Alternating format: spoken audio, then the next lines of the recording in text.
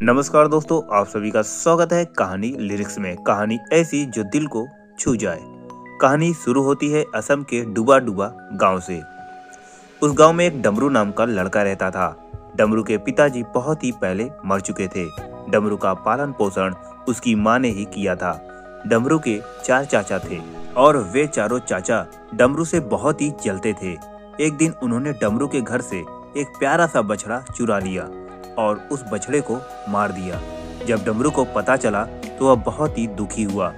फिर न जाने डमरू के मन में क्या सूझा कि बछड़े का सिर काटकर सिर्फ शरीर को दफना दिया। और पास के ही गांव में एक ब्राह्मण रहता था। बछड़े का सिर उसके आंगन में छिपाकर डमरू ने ब्राह्मण से कहा, आपके घर से तो मांस की बदबू आ रही है। तभी ब्राह्मण ने गरज कर बोला, ऐसा असंभव है। यदि ऐसा है तो मुझे तुम मांस ढूंढ कर दिखाओ। डमरू ने बछड़े का सिर उसके आंगन में से लाकर उसके आगे रख दिया। ब्राह्मण घबरा गया। अगर लोगों को इस बात का पता चल जाता तो हमें ब्राह्मण जाति से ही बाहर निकाल दिया जाता। उसने डमरू को बहुत सा धन दिया ताकि वह गांव वालों को उस बात के बारे में नहीं बताए। डमरू ने उस ब्राह्मण से थैली भर कर धन लिया और घर चला आया। और घर आते ही उसने अपने चाचाओं को दिखाकर बोला, पास के गांव वालों ने मुंह मांगे दामों पर मेरा मांस खरीद लिया। वे लोग तो और भी मांग रहे थे, पर मैंने कहा मेरे पास आज नहीं है, मैं कल लेकर आऊंगा। इस बात को सुनकर चाचा बहुत खुश हुए। उन सब ने भी अपनी अपनी गाय बछड़ों को मार दिया और उसका मांस पड़ोस वाले गांव में लेकर चले गए। बस गांव वालों ने उन्हें मांस लिए देखा तो उनकी जमकर पिटाई कर दी। घर आके बौखलाए हुए चाचाओं ने डमरू की झोपड़ी में आग लगा दी। डमरू और उसकी माँ अब घर से बेघर हो गए थे। बेचारी माँ के आंसू देखकर डमरू तिलमिला उठा। अभी डमरू ने अपने जले हुए झोपड़े की राख इकट्ठा की और एक दूसरे गांव में जा पहुंचा। वह गांव में चिल्लाता हुआ जा रहा था, ले लो ले लो ले लो सुरमा ले लो। इसे लगाकर गड़ा धन मिल जाता है। जिसका ब्याह नहीं होता है उसका जल्दी ब्याह हो जाता है। हाथ ही हाथ एक थैली सुरमा उसका बिक गया। शेष जो बचा हुआ राख था डमरू ने कहीं छिपा दिया और अपने चाचा के पास जाकर बोला, मेरी तो झोपड़ी की सारी राख भी बिक गई।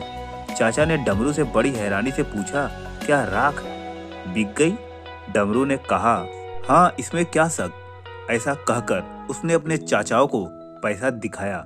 फिर डमरू ने उन्हें उकसाया कि वे भी अपनी झोपड़ियां जलाकर राख उस गांव में बेचने चले जाएं। उनकी तो बड़ी झोपड़ी है और राख भी बहुत ज्यादा होगी। उसके सारे चाचा उसकी बातों में आ गए।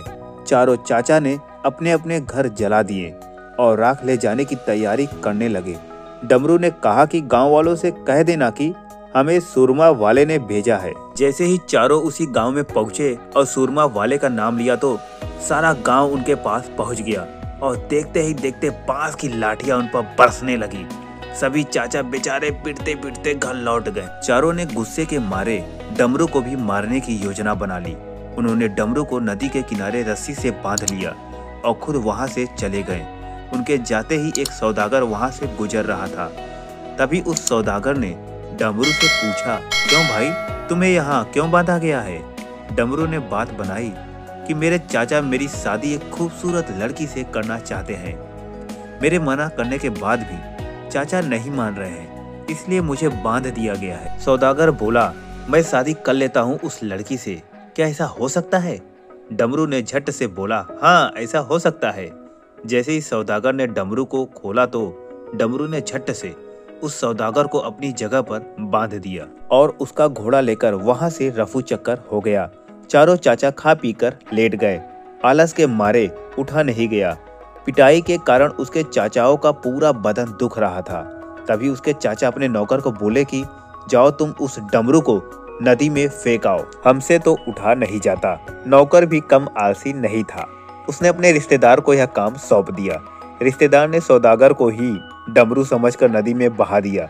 बेचारा सौदागर चिल्लाता ही रह गया। नौकर ने चाचा को सूचना दी, जी काम हो गया। फिर चारों चाचा और नौकर मिलकर डमरू के मर जाने की खुशी मनाने लगे।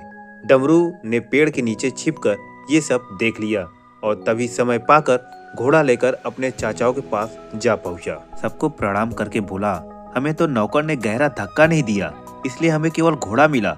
अगर वह गहरा धक्का मुझे देता तो मैं नदी में और गहराई तक जा पहुंचता, तो शायद बैल, गाय, शायद हाथी भी लेकर आता, क्योंकि नदी की गहराई में बहुत ही जानवर हैं। चारों चाचा फिर उसकी बातों में आ गए। डमरू को बड़े ही दुलार और पुचकार करके पूछा, क्या सचमुच में नदी में पशु मिल रहे हैं? हाँ हाँ, आप लोग भी ला सकते हैं। चारों चाचा आलस छोड़कर नदी की तरफ दौड़े और नौकर को भी साथ में ले लिया। नदी के तट पर पहुंचकर नौकर को आदेश दिया कि हम चारों को जोर से पानी में ढकेल दो। नौकर ने आज्ञा का पालन किया और उन चारों चाचाओं को नदी में ढकेल दिया और वो चाचा नदी में डूबकर मर गए और डमरू को सदा के लिए दुष्ट चाचाओं से मुक्ति मिल गई। तो दोस्तों, कैसी लगी आपको ये स्टोरी मुझे कमेंट बॉक्स में लिखना ना भूलें और लाइक और सब्सक्राइब जरूर करें। जय श्री राम।